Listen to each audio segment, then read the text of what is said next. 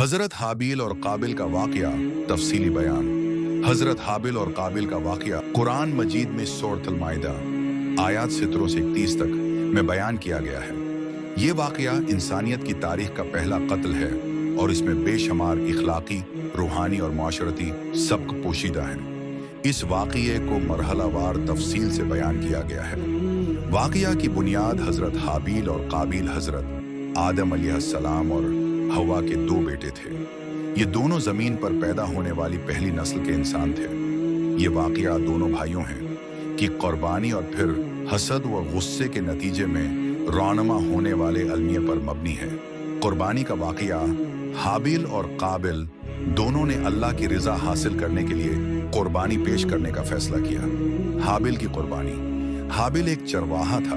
اس نے اپنی بھیڑوں میں سے ایک صحت مند اور قیمتی مینڈھے کو اللہ کی راہ میں قربان کیا۔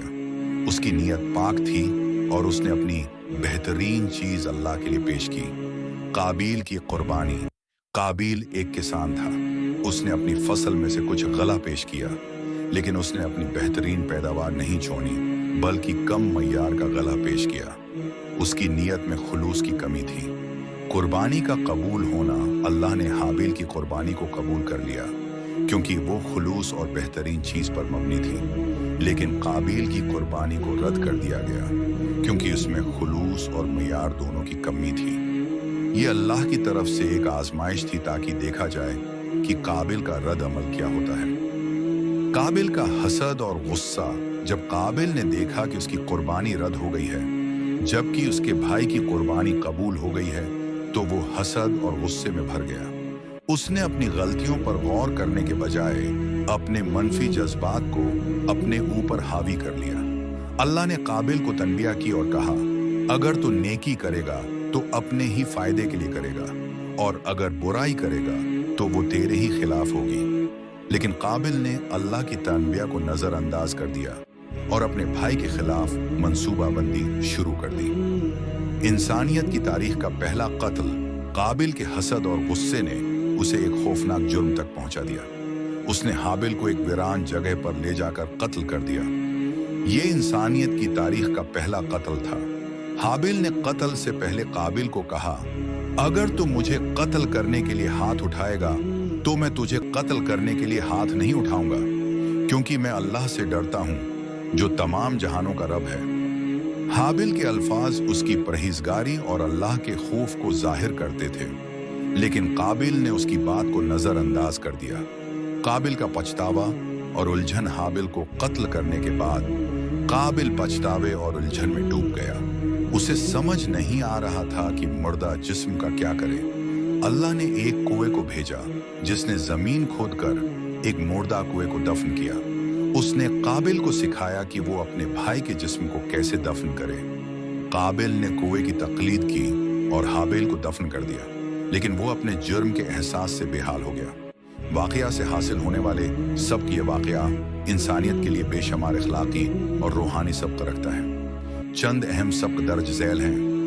حسد اور غصے کے خطرات۔ قابل کا حسد اور غصہ اسے ایک بڑے گناہ کی طرف لے گیا۔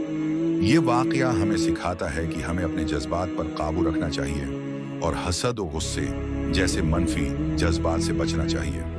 عبادت میں خلوص کی اہمیت۔ حابیل کی قربانی اس لیے قبول ہوئی کہ وہ خلوص اور بہترین چیز پر مبنی تھی۔ یہ ہمیں سکھاتا ہے کہ ہماری عبادت اور قربانی میں خلوص اور معیار دونوں کا ہونا ضروری ہے۔ نافرمانی کے نتائج۔ قابیل نے اللہ کی تنبیہ کو نظر انداز کیا جس کا نتیجہ اس کی تباہی کی صورت میں نکلا۔ یہ واقعہ ہمیں سکھاتا ہے کہ ہمیں اللہ کی ہدایت پر عمل کرنا چاہیے اور غلط راستے سے بچنا چاہیے۔ انسانی جان کی عظمت۔ حابیل کا قتل انسانی جان کی عظمت کو ظاہر کرتا ہے۔ یہ واقعہ ہمیں سکھاتا ہے کہ کسی بے گناہ کی جان لینا اسلام میں سب سے بڑے گناہوں میں سے ایک ہے۔ توبہ کی طاقت۔ اگرچہ قابیل نے ایک بہت بڑا گناہ کیا لیکن اللہ نے اسے توبہ کا موقع دیا، تاہم قابیل نے اس موقع کو غنیمت نہیں جانا۔ یہ ہمیں سکھاتا ہے کہ ہمیں اپنے گناہوں پر توبہ ہونی چاہیے، کرنی چاہیے اور اللہ کی رحمت سے مایوس نہیں ہونا چاہیے۔ قرآن میں واقعہ کا حوالہ۔ یہ واقعہ قرآن مجید میں سورۃ المائدہ میں بیان کیا گیا ہے۔ آیات کا خلاصہ درج ذیل ہے۔ आयत 27, अल्लाह ने नबी मोहम्मद सल्लल्लाहु अलैहि वसल्लम को हाबिल और काबिल का वाकया सुनाया।